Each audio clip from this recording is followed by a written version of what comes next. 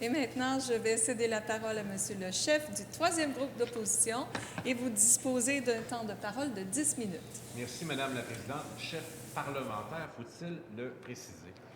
Le Parti québécois votera contre le projet de loi 66 pour plusieurs raisons, des raisons environnementales qui ont été évoquées par mon collègue de Jonquière, mais des raisons liées au nationalisme et particulièrement à la langue.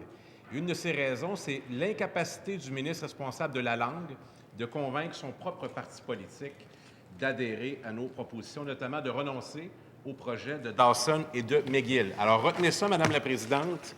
Aujourd'hui, la CAQ voit au moins une formation politique voter contre son projet de loi parce qu'elle maintient un projet de loi amené par le Parti libéral quant à Dawson. Dans le projet de loi 66, la CAQ est venue contredire tout effort de protéger le français, notre langue commune et officielle. C'est sans équivoque pour nous. Le gouvernement doit renoncer à ses investissements et les investir dans les institutions francophones, notamment les cégeps qu'on retrouve dans à peu près tous les comtés des collègues de la CAQ et des autres formations politiques.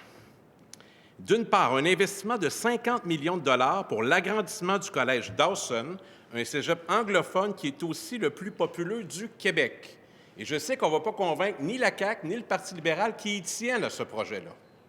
Québec solidaire, je crois qu'ils sont plutôt sensibles à notre position, mais ce n'est pas le cas pour les deux formations fédéralistes qui sont dans cette Chambre.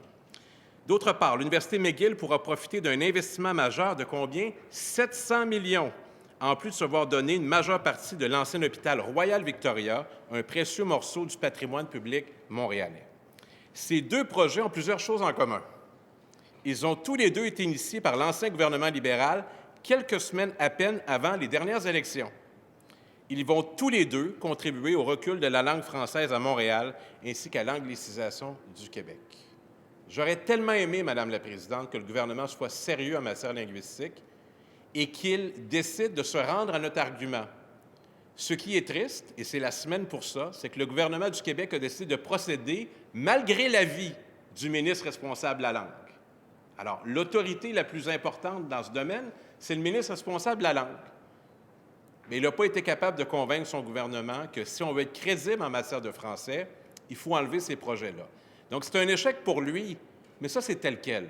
C'est un échec pour la francisation à Montréal, pour le caractère français de cette grande métropole francophone, la deuxième au monde, qui est Montréal. Et ce projet, à lui seul, celui de Dawson, enlève toute crédibilité à la CAQ pour la suite des choses. Alors, qu'on nous promette un plan costaud, quel que soit le qualificatif, présentez juste un plan et on se chargera de le qualifier. Mais ça finit très mal la session. Le gouvernement va faire adopter son projet de loi grâce à sa majorité parlementaire et à une discipline de fer. Mais je sais que ça tiraille plusieurs députés qui sont sincèrement épris de la langue. Au même titre que hier, plusieurs députés étaient mal à l'aise d'une autre position du gouvernement qui portait cette fois sur l'éthique. Aujourd'hui, c'est sur la langue.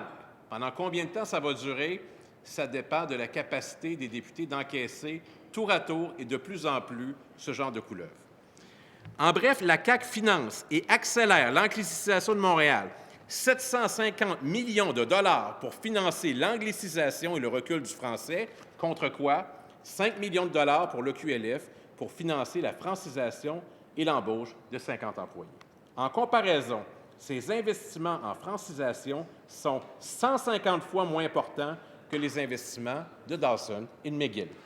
Comment un gouvernement autoproclamé nationaliste et soucieux de la pérennité de la langue française peut-il prioriser sciemment deux projets qui vont directement contribuer à faire reculer encore davantage la langue française à Montréal et angliciser le Québec?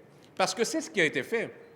À travers une liste de 181 projets, si je ne me trompe pas, dans ces eaux-là, on aurait pu prendre des projets dans l'ensemble des collèges du Québec, Cégep de Rosemont, Cégep de Matane, Cégep de Sorel-Tracy, Cégep d'Alma, je vois les collègues Cégep de l'Abitibi, Jonquière. Non, on va en prendre un, ça va être Dawson. Pourquoi? Je ne sais pas, ils y tiennent énormément. J'ai écouté le premier ministre qui a participé à l'émission des Francs-tireurs hier. L'animateur, Benoît Dutrisac, lui pose la question, mais vous n'êtes pas très crédible avec Dawson. Il passe à côté de la question. Je ne sais pas d'où vient le malaise, mais ils tiennent pas à peu près. Et moi, je sais, de source sûre, que le ministre responsable de la langue, il nous envoie des signaux de détresse Aidez-moi, ils ne m'écoutent pas. Bien, je ne sais pas quoi faire. Je ne suis pas au caucus de la CAQ, mais ce que je peux dire, c'est que là, ça vient de coûter l'appui d'une formation politique à un projet phare pour le gouvernement, et ça va surtout coûter la crédibilité pour la suite des choses. Parce que les partenaires en matière de langue, croyez-moi, vont noter que, malgré tous les avertissements, le Collège Dawson demeure là. Et pour tout nationaliste qui se respecte, et Pierre Bourgault l'a annoncé de façon prophétique, si on perd Montréal, quant aux Français, on est foutus comme nation. Alors nous, c'est un enjeu important pour nous. Ce n'est pas une lettre ouverte, c'est un enjeu concret. C'est dans le réel. Au Parti québécois, les œuvres parlent plus que les paroles. La loi 101, il a fallu faire preuve de courage pour la faire adopter. Quand est venu le temps d'enlever le projet de Dawson, qu'on veut accélérer, ce qui ajoute l'insulte à l'injure, même pas capable de le retirer. Mais, Monsieur le Président, c'était Madame la Présidente il y a quelques minutes, Monsieur le Président, c'est pas mieux que les critiques que j'adressais au Parti libéral. Alors, pour les nationalistes québécois, pour les gens qui, comme nous, croient en l'avenir de la langue française au Québec et particulièrement en région métropolitaine, arrêtez de dire qu'ils sont nationalistes. C'est de la fausse représentation. C'est la même position que le Parti libéral du Québec, qui au moins, eux, s'assument. Leur branding, pour prendre un mot anglicisé, celui-ci, est assez clair. Quant à la CAQ, on veut aller chercher des deux côtés, mais un jour, Monsieur le Président, ce genre de fausse représentation fera en sorte que cette coalition s'écroulera. Et quand ce jour arrivera, vous verrez que les gens chercheront ceux qui ont été authentiques comme nationalistes tout au long de leur engagement politique. Sur les 48 cégeps publics au Québec, 48, un seul reçoit le privilège de voir son agrandissement priorisé, le Collège Dawson, pour 800 étudiants supplémentaires. Et les étudiants qu'on leur accorde chaque année, ils s'additionnent. C'est le plus gros collège au Québec. Et avec la formation continue, ils sont à 11 000. 11 000. Dans nos régions, nos cégeps ont de la difficulté à se maintenir. Parfois, c'est 500 élèves, étudiants.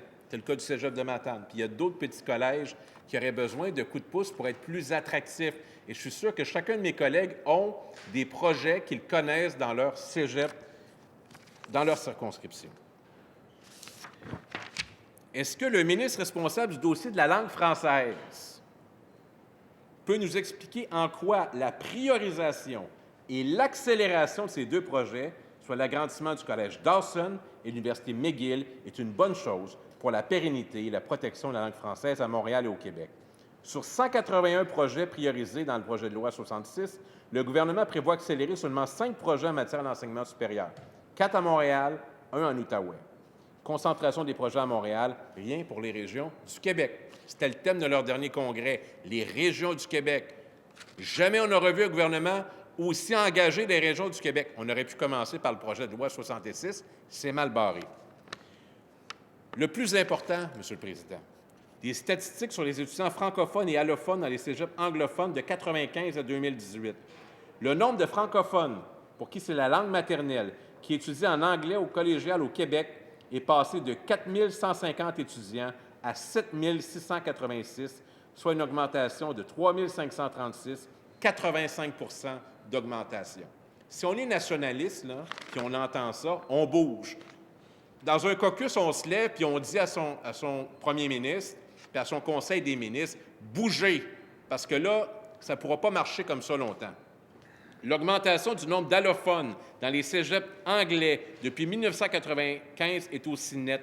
Ils sont passés de 6 383 en 1995 à 8 820 en 2018, une augmentation de 38 En 2018, 3 000 étudiants de langue maternelle française sont inscrits au cégep anglais à Montréal. Ce nombre a doublé depuis 1995. Au total, à Montréal, la proportion de places en anglais au niveau collégial est de 47 Est-ce le rôle de l'État québécois de financer sa propre anglicisation? C'est la question que je pose.